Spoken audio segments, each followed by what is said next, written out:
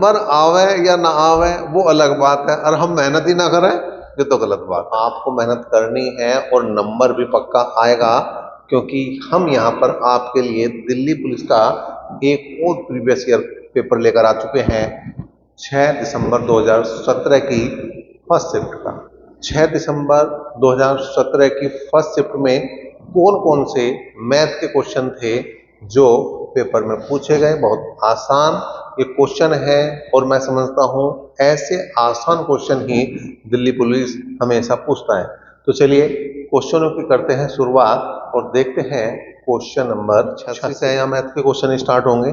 और जो 86वां क्वेश्चन है, जब हमने शिफ्ट सेकंड का पेपर कराया था या इससे पहले कहीं किसी सेट में आ चुका है ये क्वेश्चन, मतलब एक तरह से रिपीट क्वेश्चन है। तो क्वेश्चन नंबर 86 क्या है, एक बार फिर से देख लें। यदि x तथा y सम संख्याएं हैं तो निम्नलिखित में कौन सी एक विषम संख्या होगी। वहां इतना भी याद है मुझे, वहां ए ऑप्शन सही था, और जो वहां ए ऑप्शन था यहाँ पे वो डी ऑप्शन है, तो मैं डायरेक्ट डी को ही लेके चलूंगा। ठीक है, उसने कहा x और y सम संख्याएं हैं, तो सम में x की जगह 2 रख दो, y की जगह 4 रख दो, प्लस 1, 4 2 6 और 1 7, देखो विषम आ गई वही क्या। ठीक है, कोई और भी संख्या रख के देख लो, जैसे सम संख्या 0 भी हो गए, सम संख्या 6 भी हो गए, और भी रख के देख सको तुम, 8 है, ठीक है, 10 है, तो 19 हो जाएगा। मतलब यहाँ पे विषम ही मिल रही। लेकिन इसके अलावा किसी भी ऑप्शन को चेक करोगे तो सम आ रहा होगा।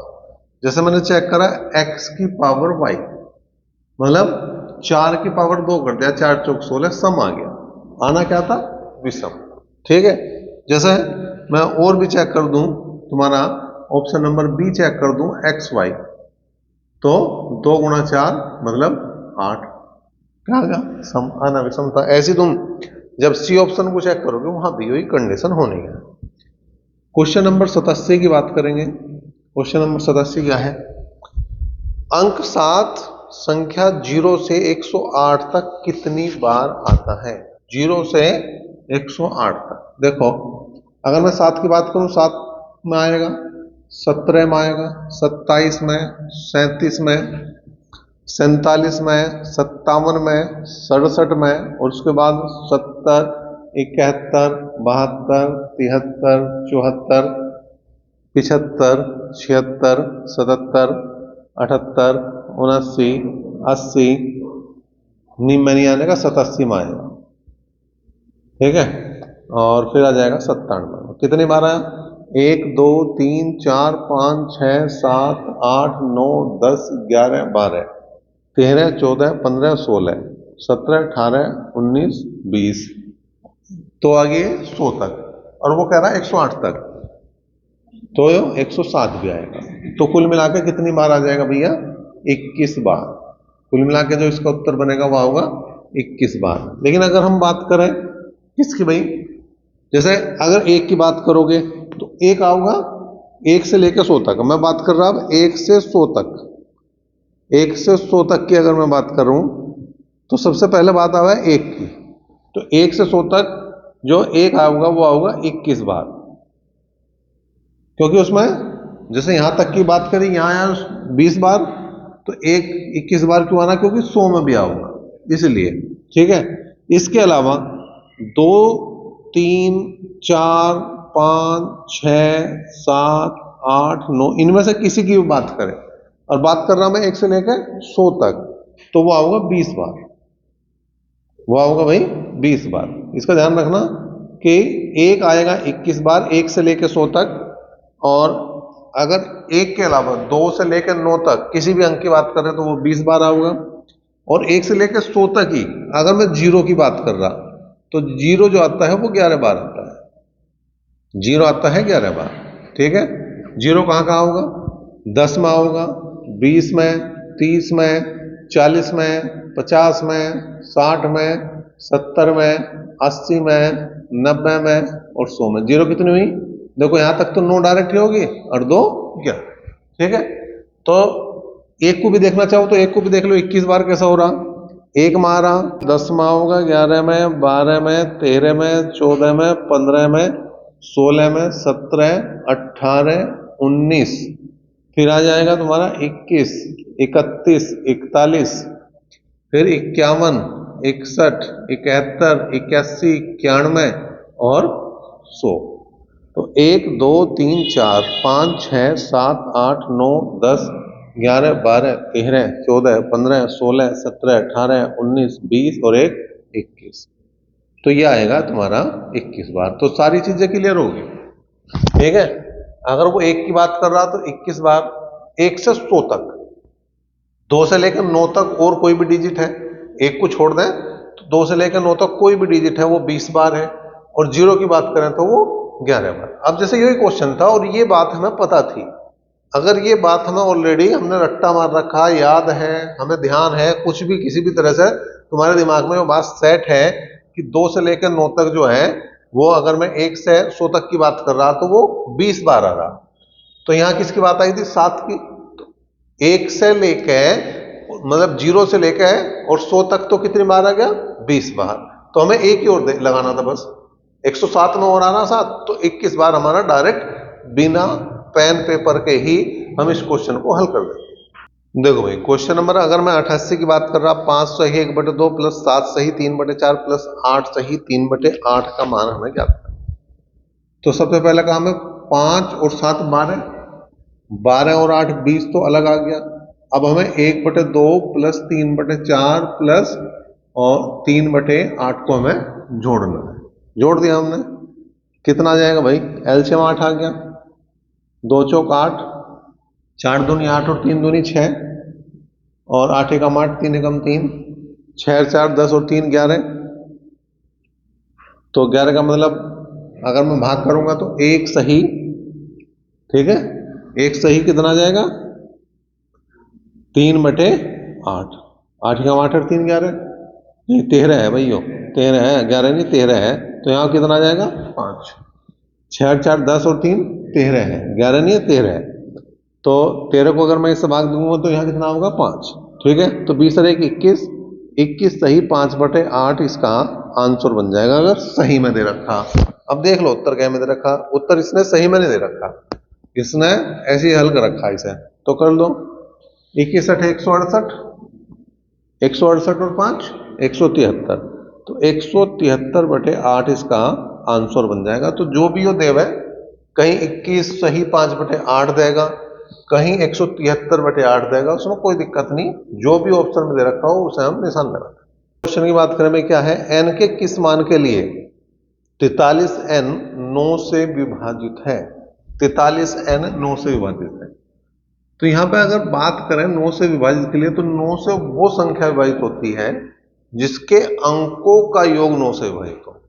अब यहां हो रहा 4 और 3 7, 7 में क्या जोड़ दें जो 9 बन जावे? 2। n का मान कितना आ गया? 2। अगर ऑप्शन में 2 ना होता तो फिर क्या कोई और अंक हो सका था? नहीं हो सका था। क्यों नहीं हो सका था?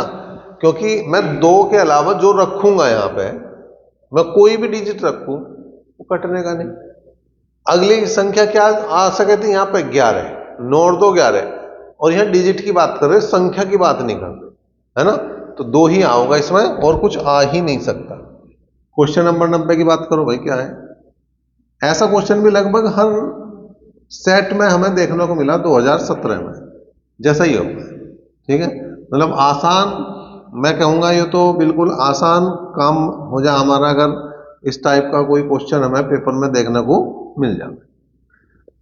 अब देखो क्या हो रहा, मैंने क्या बता रखा, जब 2 ही संख्याएं घूम रही हो तो वहां उनके बीच में चिन्ह देखना, कहां पे? जहां पे ज्यादा घात आ रही हो या जहां पे ज्यादा बार गुणा हो रही हो। तो ज्यादा घात या गुणा की बात करें तो ऊपर है गुणा, ज्यादा बार उनके बीच का चिन्ह प्लस है तो प्लस कर देंगे। लेकिन बहुत सारे बच्चों के मन में एक डाउट आवा है कि 2 ही संख्या कहां घूम रही, ये तो अलग होगी। तो अलग नहीं है वो।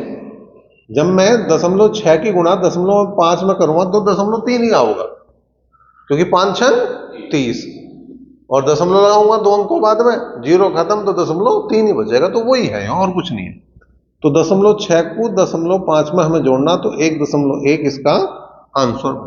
क्वेश्चन नंबर 91 की बात करें, यदि किसी संख्या के 70% में से 90 घटाया जाए तो रिजल्ट 120 आता है, परिणाम 120 आता है। संख्या का मान हमें बताना। संख्या के का मतलब गुणा 70%। 70% का मतलब 70/100 में से 90 घटाया जाए तो 120 आता है। हल करेंगे, 0 से 0 गए तो आ जाएगा संख्या गुणा 7/10, 120 और 90 210, 7 या 21, यह आ गया 30। इसका मतलब अगर मैं बात करूं संख्या की तो यह आ गया 300। आंसर ही बन गया।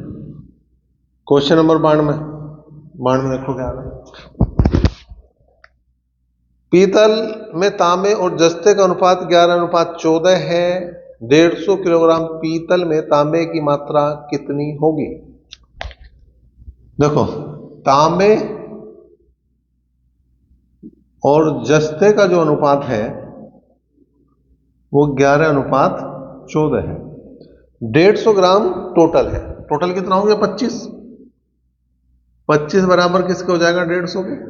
है निकालना क्या है हमें? तांबे की मात्रा निकालनी, मतलब 11 बराबर तांबे। 25 का 150 तो तांबे की मात्रा आ जाएगी 11 से 66 किलोग्राम आ जाएगी। प्रथम 8 सम संख्याओं का औसत क्या है? पहली 8 सम संख्याओं के औसत की हमने बात करी। औसत निकालना। पहली सम संख्या 2 है, फिर 4, फिर 6, 8, 10, 12, 14, 16 और 18। कितनी संख्याओं की बात कर रहा हो? 8 की। तो ये तो 16 तक की होंगी। 1 2 3 4 5 6 7 8, तो ये तो लेनी नहीं हमें, बटे में कर दो 2। ठीक है, 16 और 14 30, 30 और 10 40, 40 और 12 52 और 8 60, 60 और 10 70 और 2 72, बटे में 8 बताया था मैंने, लिख गलत दिया 2। ठीक है, तो 72/2, 72/2 का सॉरी 8, 72/8 2 ही लिखा जा रहा। 72/8 का मतलब कितना हो गया भैया? 9। तो जो औसत बनेगा वो 9 बनेगा। अब यहां ध्यान देने वाली बात, नोट याद रखो। अब जैसे मेरे से गलती हो रही है ऐसे तुम्हारे से गलती ना हो, उसके लिए ध्यान रखो। अगर लगातार सम संख्याओं का औसत पूछ रहा, अगर लगातार सम संख्याओं का औसत पूछ रहा, लगातार सम संख्याओं का औसत पूछ रहा, ठीक है, लगातार n लिख दो यहां पे, n सम संख्याओं का औसत पूछ रहा, तो जो औसत बनेगा वो n+1 बनेगा। तो जैसे यहां की बात थी 8 संख्याओं की बात थी, तो हमें कुछ नहीं करना था, 8 और 1 9 उत्तर आएगा। दूसरा, लगातार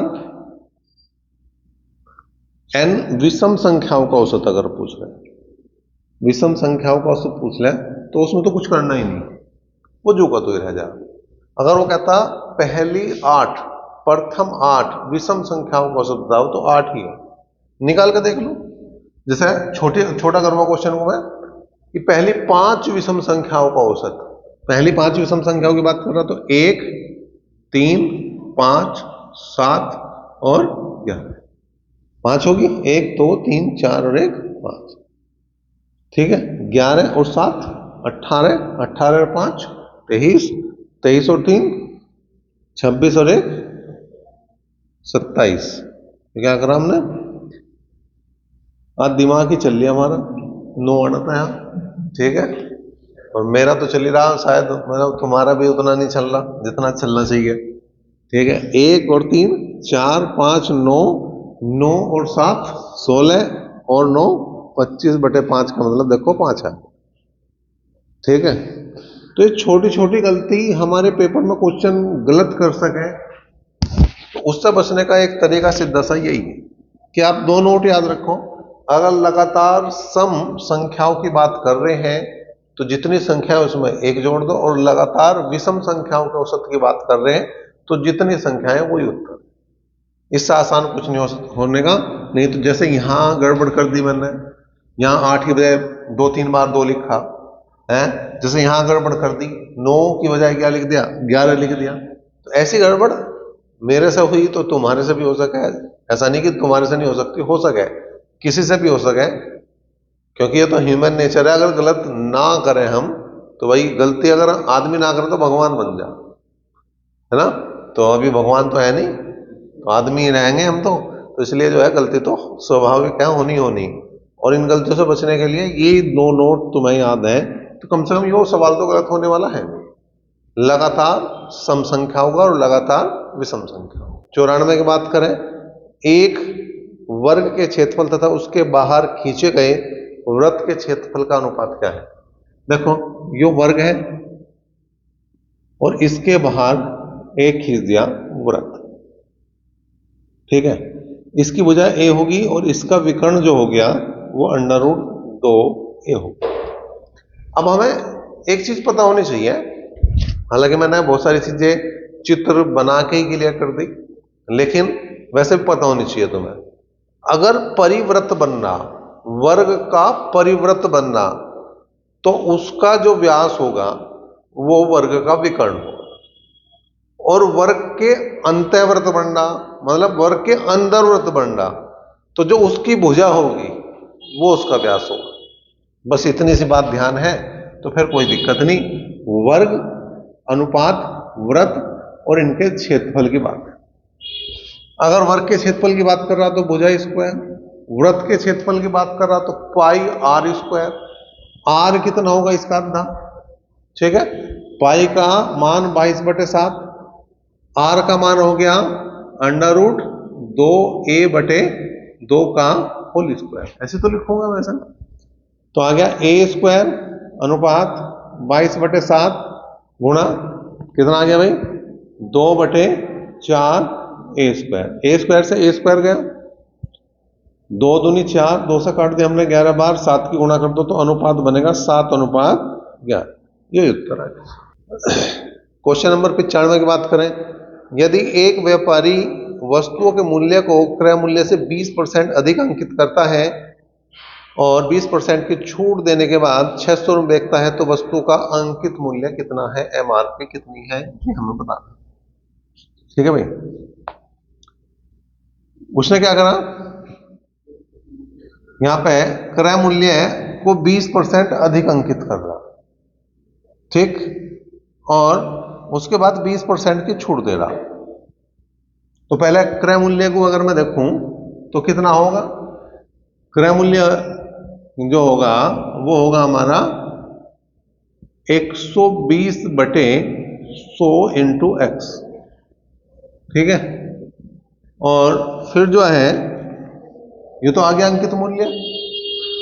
अब इस पे जो उसने 20% की छूट दी, 20% की छूट दी तो 80/100 और बराबर जो आ रहा वो 600 रुपये आ रहा, बराबर जो आ रहा वो 600 रुपये आ रहा, 2 जीरो गई, ठीक है।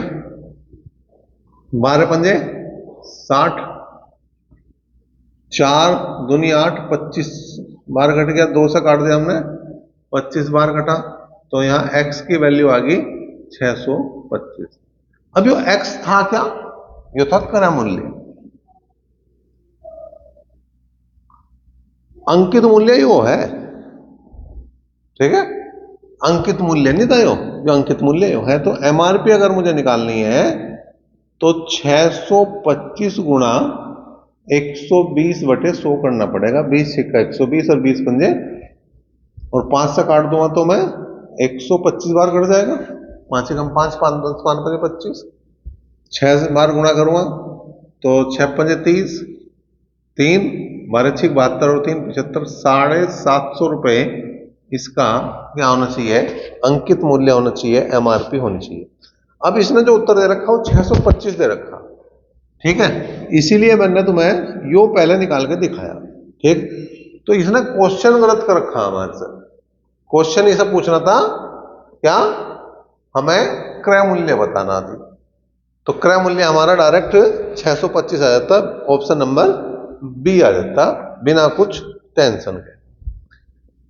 क्वेश्चन नंबर आ गया हमारा 96 देखो जी क्या है, चीनी के मूल्य में 20% की कमी होने के कारण एक व्यक्ति 100 रुपए में 4 किलोग्राम चीनी अधिक खरीद पाता है। चीनी का कम हुआ मूल्य क्या है? नया भाव। इससे पहले सेट को जब हमने कराया था तो उसमें भी आया था नया भाव का क्वेश्चन, वहां मैंने पुराने भाव की बात करी थी। तो नया भाव क्या है? परसेंटेज, परसेंटेज जो क्वेश्चन में रखी, गुणा रुपये बटे वस्तु मतलब किलोग्राम में, और यहां पे 100 लिखा जाएगा। और अगर पुराने भाव की होती बात तो यहां पे घटा के जोड़ के लिखते 100 की जगह। अगर भाव कम करते तो घटा के, और भाव बढ़ाते तो जोड़ के लिखते। अब कर दो, कितना आया भाई? 20% की कमी 20 गुणा 100 रुपए है, 4 किलो है, और यहां 100 आ गया, 100 से 100 गया, और 4 पंजे 20। तो जो उत्तर आ जाएगा तुम्हारा 5 रुपए प्रति किलोग्राम, इसका नया भाव आ गया। तो नया भाव आ गया 5 रुपए प्रति kilogram, option number D. Question number 97 की बात करें, पी, क्यू और आर ने मिलकर साझेदारी में एक व्यापार शुरू किया। उनकी पूंजी का अनुपात 3:4:7 है। यदि उनका वार्षिक लाभांश 21,000 रुपए है तो आर का लाभांश क्या है? पी, क्यू और आर का अनुपात 3, 4 और 7 है। टोटल हो गए 14, बराबर किसके हैं? 21,000 के। और आर का मतलब 7 बराबर आर क्या जाएगा? 7 दूनी 14, 2 से काट दिया हमने 10,500 रुपये। तो आर का जो लाभांश आ गया वो 10,500 रुपये। क्वेश्चन नंबर 98 देखो क्या है, यदि ए की आय का 30% बी की आय के 60% के बराबर है तो बी की आय ए की आय का कितने प्रतिशत है? ए की आय का 30% बराबर है बी की आय के 60% के। तो 30 ही कम 30 और 30 दूनी 60, इसका मतलब ए बटे, अगर मैं बी की बात कर रहा तो 2/1 का। क्या कह रहा वो? बी की आय ए की आय का कितने परसेंट है? ठीक है, बी की आय ए की आय का, जिसका कह रहा है वो बटे में जावे। तो ए की जगह 2, बी की जगह 1 रखेंगे तो कितना आ गया? 50%, और यही उत्तर है। क्वेश्चन नंबर 99 की बात करें, दो लड़कियों की वर्तमान आयु का अनुपात 3:4 है। 5 वर्ष पश्चात यह अनुपात 4:5 हो जाएगा। वर्तमान से 7 वर्ष पश्चात इसकी आयु का अनुपात क्या होगा? दो लड़कियों के नाम मैंने ए और बी रख दिए, इनका अनुपात 3:4 था। 5 वर्ष पश्चात बाद इनका अनुपात 4:5 हो जाएगा। अंतर देखो यहाँ 1 आ रहा।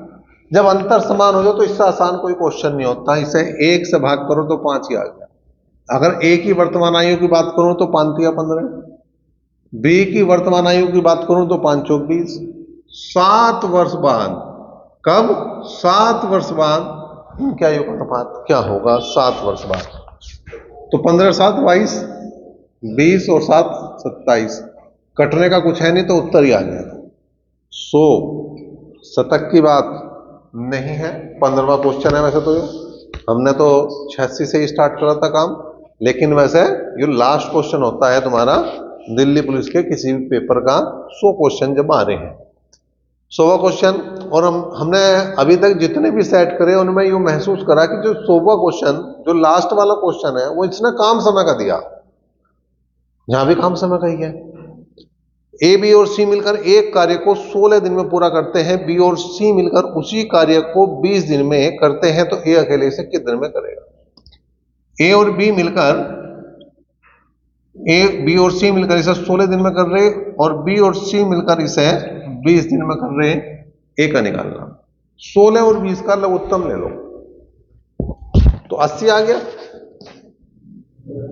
16 पंजे 80 और 20 चौक 80। यो क्या है? ए, बी और सी की कार्य क्षमता। यो क्या है? बी और सी की कार्य क्षमता। ए, बी, सी की कार्य क्षमता 5 है और बी और सी की 4 है। ए की कार्य क्षमता की बात करूं तो 1 रहेगी, 5 में से 4 गए। टोटल काम 80 करने, तो दिन भी इसे विचार रखूं 80 ही लगने वाले हैं, 80 से कम इसे दिन नहीं लगने वाले। उत्तर इसका 80 आ गया। तो यो पेपर भी मैं समझ रहा बहुत ही आसान था। कोई भी क्वेश्चन अगर गलत हो रहा है तो वो हमारी गलती से हो रहा, पेपर वाले गलती नहीं है, उसने बेचारे ने कोई क्वेश्चन ऐसा दिया ही नहीं जो गलत हो जावे। इसलिए पेपर तो बहुत आसान है, जो हमारे करने के ऊपर बात है कि हम इसमें से कितने क्वेश्चन सही करें, पहली बात। दूसरी बात, कितने कम समय में कर दें, क्योंकि क्वेश्चन, हर क्वेश्चन ऐसा जो विद इन मिनट होगा, कुछ तो सेकंडों में होने वाले क्वेश्चन है, लेकिन किसी भी सिंगल क्वेश्चन में भी 1 मिनट लगने वाली है नहीं, ठीक है ना। 1 मिनट से ज्यादा का कोई क्वेश्चन विचार ने दिया ही नहीं, तो उसने तो बहुत अच्छा करा। 2017 में जो बच्चे पेपर दे रहे होंगे वे तो एहसानमंद होने चाहिए पेपर वाले के कि इतना आसान पेपर उसने मैथ के हिसाब से दिया।